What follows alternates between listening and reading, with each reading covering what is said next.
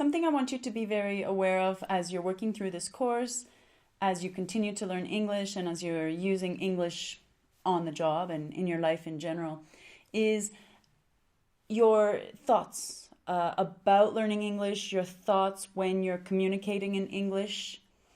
Try to keep an eye on your thoughts and remain aware of them as much as possible.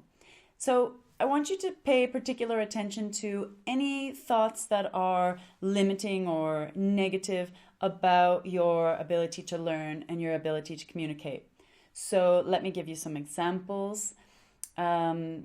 These are examples that I have experienced over the years and that I've heard many, many clients express. They've expressed these thoughts about themselves. So, my English is terrible.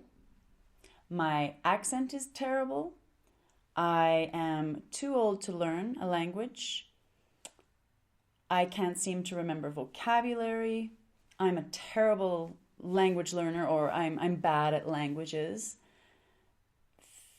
Those kinds of phrases. So, there's many, many more examples, and you may not experience any of these sort of negative, limiting thoughts about learning English or using English at work.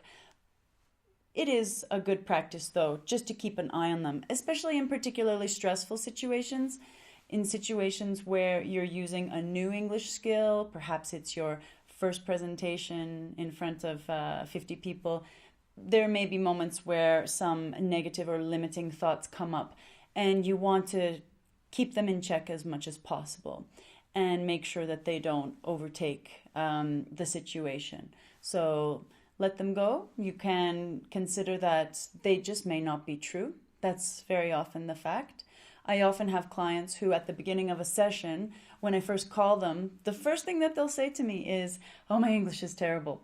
And then we talk for 30 minutes or we talk for a full hour and we have no significant problems. She understands me, I understand her.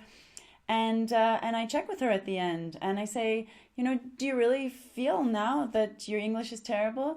And the client will often laugh and say, well, it's not perfect, and kind of admit that, okay, terrible was a bit strong. In general, these thoughts are not helpful. So even if they are true, even if your accent is terrible, there's not a real benefit to repeating the thought over and over again. And that's the problem, is that these thoughts can become quite chronic.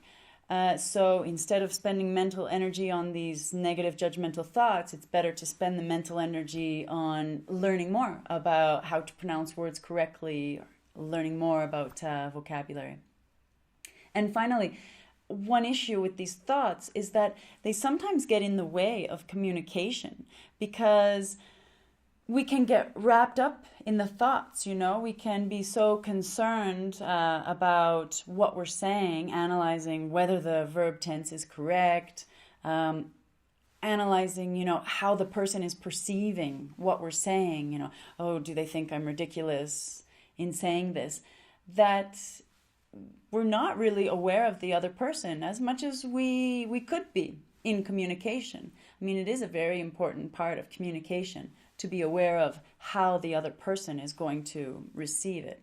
And when you're caught up in your thoughts, there's not a lot of mental energy left over to just connect with the other person. So calming down your thoughts, slowing down your thoughts can really make it easier to find the word that you need and to build a connection with the person that you're speaking with. So keep this in mind. Try to keep an awareness about your thoughts when you're learning and when you're using English on the job.